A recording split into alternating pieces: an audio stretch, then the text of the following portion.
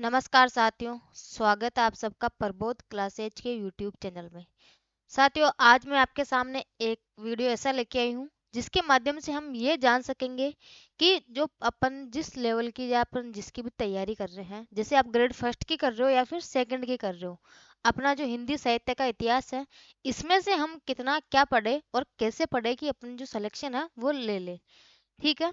तो हम बात करेंगे अपने इसमें जो हिंदी साहित्य का इतिहास है, इसमें अपने चार काल आते हैं। आदिकाल, भक्तिकाल, रीतिकाल और आधुनिक काल। एक तो आता है आपके आदिकाल, आदिकाल। एक आता है आपके भक्तिकाल। कौन सा आता है? भक्ति काल। एक काल आता है आपके रीतिकाल और एक आता है आपके आधुनिक काल। साथियों, आपके ये चार काल हैं जो आपके हिंदी साहित्य के इतिहास में आते हैं। साथियों, अभी मैं आपके सामने जो है वो व्याकरण की बात नहीं कर रही हूँ, ना ही मैं काव्य शास्त्र की बात कर रही हूँ, और ना ही मैं ठीक है, बिल्कुल लगभग गद्य साहित्य के बारे में हम बात इसी आधुनिक काल में ही कर लेंगे। ठीक है। बाकी आपका जो व्याकरण वाला पार्ट है इसकी बात नहीं कर रही हूँ, और ना ही मैं काव्य शास्त्र वाले पार्ट की बात कर रही हूँ। इसके अलावा अदरवाइज मैं आपके किसी सब्जेक्ट की बात नहीं कर रही हूँ।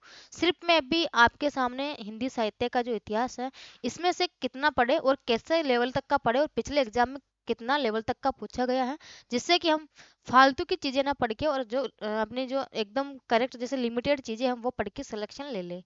तो हम बात करते हैं सबसे पहले जो अपना हिंदी साहित्य का इतिहास में, इसमें आदिकाल की बात करते हैं।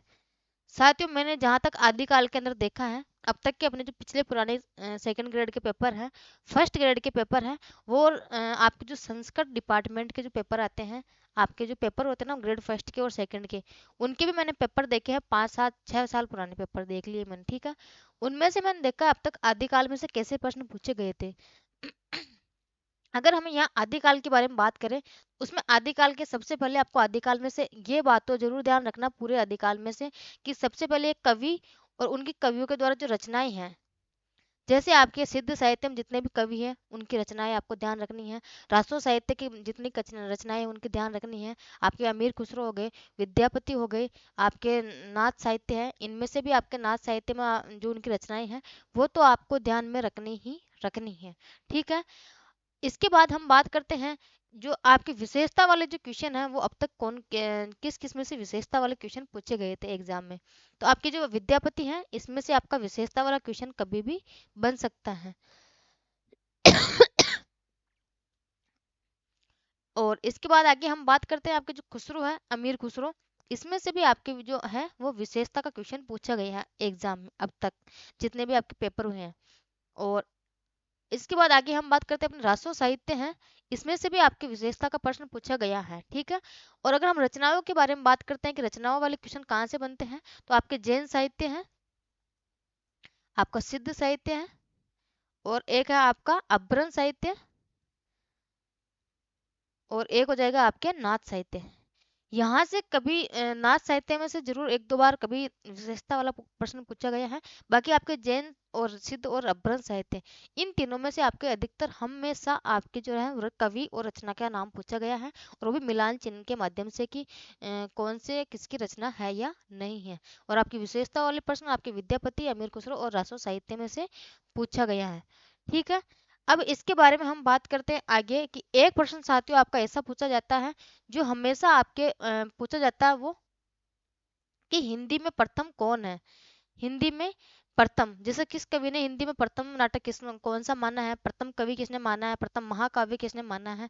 ये वाला जो मैटर है, इसमें से भी आपको हमेशा एक प्रश्न देखने को मिलता है। तो अगर आपको ये वाला मैटर पढ़ना है, तो मैं आपके सामने यूट्यूब पे अपनी जो क्लास है उसमें महत्वपूर्ण जितने भी अब तक दिए हुए हैं हिंदी में प्रथम कौन है, वो सारे आपको मैं पढ़ा दूंगी एक बार में, ताकि आपको बार बार प्रॉब्लम नहीं आई। ठीक है। इसके बाद हम बात करते हैं भक्ति काल के बारे में, कि भक्ति काल में से अब तक जो क्वेश्चन है वो कैसे पूछे गए हैं और कहाँ से पूछे गए हैं। सेकंड नंबर पर हम बात करते हैं भक्ति काल के बारे में। अगर फर्स्ट जो अपना आपका आदिकाल है, उसमें से आप उतना ही पढ़ लो जितना आपको बताया है, फिर भी आपका जो फर्स्ट ग्रेड है वो आराम से निकल जाएगा। ठीक है। भक्ति काल के बारे में हम बात करते हैं। सबसे पहले आपके भक्ति काल जो है, इसमें जो है आपके भक्ति काल की विशेषता, सबसे पहले भक्ति काल की विशेषता इसको ध्यान में रखना जरूर है। सॉरी, मुझे थोड़ी क्या खांसी वगैरह हो रखी है, तो भक्ति काल के आपको विशेषता वाला जो प्रश्न है वो ध्यान में रखना है। इसके बाद हम बात करते हैं कि और कैसे क्वेश्चन बनते हैं भक्ति काल में से। तो आपके एक तो जो भक्ति काल, इसमें से प्रश्न पूछा जाता है कि निम्न में से आपके जो संप्रदाय है, वल्लभ संप्रदाय, उसको आपको याद करने की ट्रिक, एक तो सराव मणि, ठीक है, और एक हो जाएगा आपका अविशु द्वैत देता। ये ट्रिक याद रख लो। इसमें से आपका एक क्वेश्चन हमेशा जो आएगा तो बिल्कुल सही हो जाएगा भक्ति काल में से, कि कौन से संप्रदाय से संबंधित है, ठीक है। इसके बाद हम बात करते हैं भक्ति काल में आपको और कैसा प्रश्न पूछा जा सकता है, जो पूछा है वो जा सकता है। तो आपके जैसे संत कवि निम्न में से रामाश्री काव्य के कौन से हैं, ज्ञानाश्री काव्य के कौन से कवि हैं, संत काव्य के कौन से, जैसे संत काव्य के कवि आ गए, ऐसा आपको प्रश्न पूछा जा सकता है। एक प्रश्न आपको हमेशा ऐसा ध्यान रखना है, ठीक है। इसके बाद हम बात करते हैं कि आपके निम्न जैसे कुछ कवियों के बारे में बात करते हैं कि कौन कौन से कवि जो है वो आपके भक्ति काल में महत्वपूर्ण रहने वाले हैं, कि भक्ति काल के जो अब तक कितने कवि हैं जो महत्वपूर्ण रहे हैं, जहाँ से प्रश्न हर बार पूछा जाता है। सबसे पहले कवि के बारे में हम बात करते हैं आपके भक्ति काल में, तो वो हो जाएंगे आपके कबीरदास। सबसे बड़े कवि कबीरदास, ये हमेशा महत्वपूर्ण है। इनकी पूरा डीपली पढ़ना है, विशेषता भी देखनी है, कथन भी देखने हैं और रचनाएं भी देखनी है, ठीक है। इसके बाद हम बात करते हैं आपके और जो आता है वो आते हैं आपके इसके अंदर, वो है मलुक दास। मलुक दास की भी आपके जो है वो रचनाएं अगर पूछी गई है तो आपको इनकी विशेषता और जो है रचनाएं ध्यान रखनी है। तीसरे आते हैं आपके चरण दास। इनको भी मैंने जो एग्जाम है पिछले, उसमें 2-3 बार इनका प्रश्न पूछा गया है, तो आपके चरणदास भी महत्वपूर्ण है।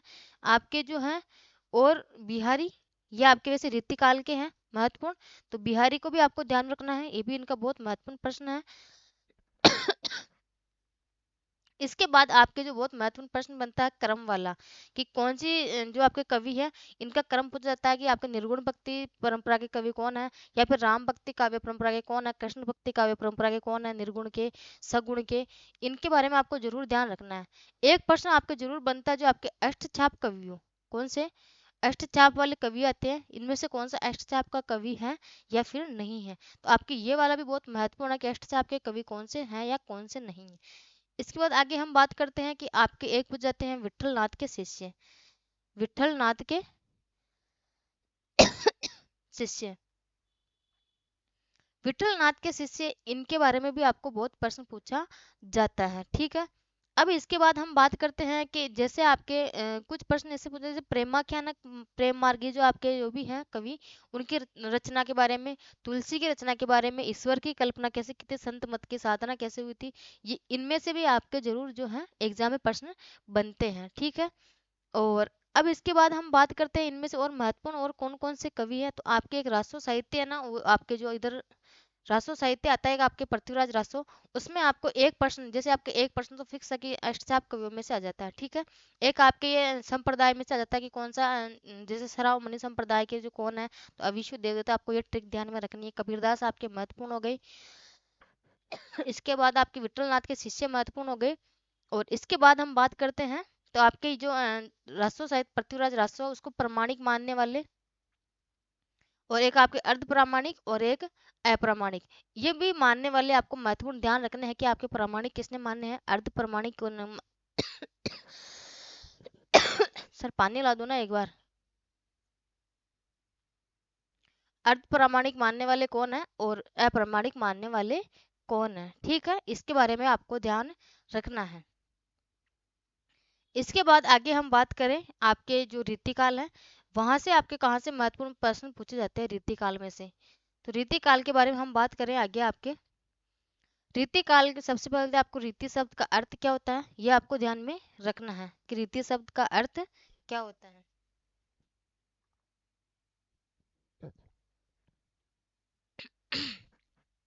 इसके बाद इसमें हम जैसे रीति शब्द का अर्थ हो गया, अब इसके हम महत्वपूर्ण महत्वपूर्ण कवि, यहाँ से तो बहुत महत्वपूर्ण प्रश्न है, कम से कम आपके 7-8 प्रश्न 10 प्रश्न आपको केवल रीतिकाल में से देखने को मिलते हैं।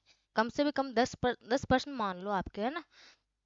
इसमें हम सबसे पहले बात करें रीतिकाल के अंदर, कि आपके जो सबसे पहले गणानंद की बात कर लो, है ना, ये आपके बहुत महत्वपूर्ण है। साथ ही आपके भक्ति काल है, उसमें से आपको लगभग लगभग कवियों की है ना जो आपको पंक्तियां और कथन, ये तो आपको महत्वपूर्ण तरीके से याद तो रखना ही है, चाहे आपका आदिकाल हो, भक्ति काल हो, रीतिकाल हो या फिर आधुनिक काल, पंक्तियों को और कथन को तो आपको अच्छी तरीके से देखना ही पड़ेगा। ठीक है। और अगर आपको ये पंक्तियां और कथन आपको मैं सोच रही हूँ कि मैं ना आपको एक साथ जैसे आदिकाल की जितनी पंक्तियां हैं वो सारी एक साथ करवा दूं, फिर भक्ति काल की पंक्तियां सारी एक साथ लिखवा दूं और कथन एक साथ लिखवा दूं। जैसे ही रीतिकाल है तो उसके भी ऐसे ही करूंगी कि जो जितने कथन है कवि का नाम लिख दूंगी, उसके नीचे जितनी महत्वपूर्ण महत्वपूर्ण पंक्तियां हैं वो आपके सामने नीचे लिख दूंगी, और आदिकाल के आधुनिक काल है उसके साथ भी आपको ऐसे लिखा दी करूंगी, ताकि आपको जो पढ़ने में है वो प्रॉब्लम नहीं आए। जैसे आपके इसके अंदर घनानंद हो गए रीतिकाल के अंदर, ठीक है। एक हो जाएंगे आपके जसवंत सिंह, जसवंत सिंह, ये भी आपके महत्वपूर्ण है। इनको तो आपको डीपली पढ़ना ही है, जो जो मैं इसके अंदर लिखवा रही हूँ। अदरवाइज जो छूटा हुआ है उनको आपको थोड़ा देख लेना है लेवल के हिसाब से कि ठीक है, 2-3 बार रीडिंग कर लो, आपको जो एग्जाम है क्वेश्चन वैसे याद आ जाएगा। इसके बाद हम बात करते हैं आपके सेनापति, ये भी महत्वपूर्ण है, एग्जाम में पूछा गया है। इनकी जो रचनाएं हैं वो पूछी जाती है। आपके देव हो गए, बहुत महत्वपूर्ण है, देव गणानंद तो आपके इम्पोर्टेंट है। और इसके बाद आपके देव भी बहुत महत्वपूर्ण है, देव हो गए। इसके बाद हम बात करते हैं आपके चिंतामणि, चिंतामणि। और इधर हो जाएंगे आपके भिखारी दास, भिखारी दास। और हम बात करते हैं आपके मतीराम, ये भी आपके महत्वपूर्ण हो जाएंगे। पद्माकर, पद्माकर हो गए, भूषण हो गए, आपके भूषण है, ये भी महत्वपूर्ण है। इसके बाद आपके रसलीन हो गया, रसलीन। केशव दास हो गया, केशव दास भी बहुत महत्वपूर्ण है, इंपॉर्टेंट है केशव दास जी, तो ऐसे मान लो। केशव दास हो गया, आपके गणानंद हो गया, चिंतामणि हो गया, भिखारी दास हो गए, देव हो गए, ये तो आपके बहुत ही महत्वपूर्ण कवि हैं। इसके बाद हम बात करते हैं रीति काव्य की भूमिका के ग्रंथ के बारे में बात करते हैं कि कुछ उनके ग्रंथ के बारे में आपको ध्यान रखना है।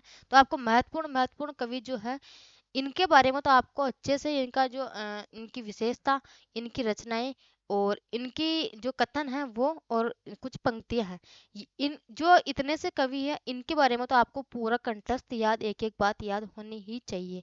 एग्जाम में आपका जो क्वेश्चन है वो इन्हीं में से बन जाएगा। फिर भी अगर किस्मत खराब हो, किस्मत की कोई कह नहीं सकता, तो आपको जो इनके अदरवाइज बचे हुए जितने भी कवि हैं उनको थोड़ा सा और लेवल से देख लेना है, ताकि आपको जो एग्जाम अगर मान लो इनसे बाहर क्वेश्चन आ भी जाए तो आपका एग्जाम में क्वेश्चन बिल्कुल सही हो जाए। ठीक है। इसके बाद हम बात करेंगे अपने जो साथ ही एक अपने सूरदास हैं, ये भी बहुत महत्वपूर्ण है। सूरदास का भी आपको ध्यान रखना है, सूरदास भी अपने बहुत महत्वपूर्ण है, यहाँ से भी अपने क्वेश्चन पूछे जाते हैं। ठीक है। अब हम बात करते हैं कि आदिकाल के बारे में, कि आदिकाल जिसमें आपके आदिकाल से संबंधित आपके जैसे मान लो आधुनिक काल है, सॉरी आधुनिक काल, और आधुनिक काल के माध्यम से हम जैसे आपके नाटक है, उपन्यास है, रचनाएं है, इन सबको भी हम एक साथ ही कवर कर लेंगे। हम सबसे पहले आधुनिक काल के अंदर बात करते हैं, तो आपके सबसे पहले आता है आपके भारतेंदु युग, भारतेंदु युग। अगर हम इस भारतेंदु युग के बारे में बात करें, इसमें सबसे पहले जो आपके महत्वपूर्ण है वो भारतेंदु हरिश्चंद्र है, भारतेंदु हरिश्चंद्र, हरिश्चंद्र, ये आपके बहुत महत्वपूर्ण रहने वाले हैं। जैसे आपके भारतेंदु हरिश्चंद्र है, इनकी रचना, इनके नाटक, उपन्यास और निबंध, इनके तो आपको कंठस्थ याद होने ही चाहिए। कितने इनके मौलिक नाटक है, कितने अनुदित हैं, और इनके जो मंडल है वो मंडल के जो आपके सदस्य हैं वो भी आपको याद रखना है। तो आपको कम से कम भारतेंदु हरिश्चंद्र तो बहुत अच्छे से याद रहना चाहिए। इसके बाद हम बात करते हैं भारतेंदु युग के अंदर, तो आपके बद्री नारायण चौधरी प्रेमगन, तो आपके प्रेमगन हैं, ये भी आपको इम्पोर्टेंट है, याद रखने हैं। इनके भी आपको जो नाटक हैं, नाटक, उपन्यास, निबंध और रचना, कम से कम जितने भी कवि हैं भारतेंदु जिस युग के मैं बता रही हूँ उनके आपको नाटक, उपन्यास, निबंध और रचनाएं और विशेषता, ये 5 चीजें तो आपको कंठस्थ याद होनी चाहिए, जो कि आपके महत्वपूर्ण कवि मैं बता रही हूँ।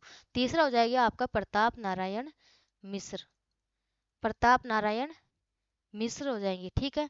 इनकी भी आपको वही नाटक, उपन्यास, निबंध, रचना और विशेषता, ये 5 चीजें आपको अच्छे से याद होनी चाहिए। अगला कवि आपके भारतेंदु युग का जो महत्वपूर्ण है वो है हो जाएगा आपका अंबिका दत्त व्यास, अंबिका दत्त व्यास, ये भी आपके महत्वपूर्ण कवि हैं जो कि आपके भारतेंदु युग से संबंधित हैं। एक हो जाएंगे आपके बालकृष्ण भट्ट, बालकृष्ण भट्ट, ये भी आपके बहुत महत्वपूर्ण कवि हैं जो कि भारतेंदु युग से संबंधित हैं। ये हो जाएगा साथियों आपके भारतेंदु युग, जिसमें कम से भी कम आपको ये कवि हैं, इनको तो अच्छे से इनकी विशेषता, इनके समाचार पत्र, इनके नाटक, उपन्यास, निबंध और रचनाएं, ये चीजें तो आपको इनकी कम से कम याद होनी ही चाहिए। ठीक है, अगले बात करते हैं हम। अगले अपने पास आता है भारतेंदु युग के बाद अपने पास आता है द्विवेदी युग। कौन सा आता है? द्विवेदी युग। द्विवेदी युग, इसके बारे में हम बात करते हैं द्विवेदी युग के बारे में। तो साथियों इसमें आपके जो महत्वपूर्ण जो कवि हैं वो रहने वाले, एक तो हरिओद। हरिओद बहुत महत्वपूर्ण है। इनके भी आपको जो नाटक है, विशेषताएं है, रचनाएं है, उपन्यास है, निबंध है, वो मतलब कि हरिओद के बारे में जितने भी हैं आपको सब कुछ अच्छे से कंठस्थ होना चाहिए। दूसरे कवि इसके अंदर हो जाएंगे आपके महत्वपूर्ण है, वो महावीर प्रसाद द्विवेदी।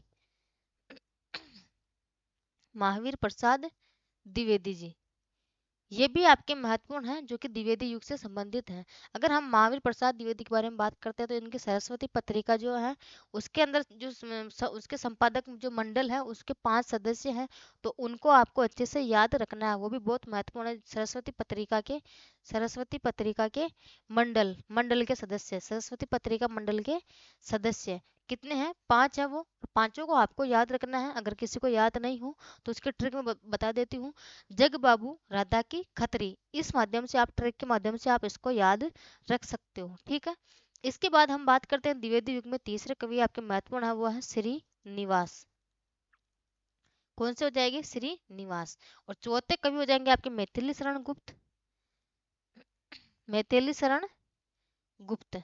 ठीक है, इसके बाद आगे हम बात करते हैं 5वें नंबर पे आपको हो जाएंगे साकेत। और छठे नंबर के कवि महत्वपूर्ण है वो है श्रीधर पाठक। श्रीधर पाठक। और आपके 7वें नंबर के जो कवि है वो हो जाएंगे राम नरेश त्रिपाठी। राम नरेश त्रिपाठी। कम से कम आपको द्विवेदी युग में इतना तो ध्यान रखना ही पड़ेगा, ये कवि तो आपके लिए बहुत महत्वपूर्ण है। इनको तो आप कम से कम ऐसे मान लो राउंडिंग बना लो कि इनके मुझे नाटक, विशेषता, निबंध, उपन्यास, इनके तो मुझे कम से भी कम कंठस्थ याद रहना ही चाहिए, तो ही आपका प्रश्न है जो गलत नहीं होगा। बाकी गलत होने के प्रश्न के चांसेस बहुत ज्यादा हो जाएंगे जब कंठस्थ याद नहीं रहेगा मैटर तो। अब इसके बाद हम बात करते हैं कि अपने छायावाद आता है। छायावाद। छायावाद में हम बात करते हैं कुछ महत्वपूर्ण कवि, जैसे आपके जयशंकर प्रसाद हो गया। जयशंकर प्रसाद, एक तो आपके ये हो गए। दूसरे होते हैं आपके सूर्यकांत त्रिपाठी निराला। सूर्यकांत त्रिपाठी निराला। और आपके हो गए महादेवी वर्मा। महादेवी वर्मा। भगवती चरण वर्मा, महिला है ये, भगवती चरण वर्मा। और एक हो जाएगी आपके महिला में सुभद्रा कुमारी चौहान। सुभद्रा कुमारी चौहान, ये तो आपके महिला मंडल से हो गई। एक हो जाएगी आपके हरिवंश राय बच्चन, ये आपके मेल है, हरिवंश राय बच्चन जी। एक हो जाएंगे आपके माखनलाल चतुर्वेदी।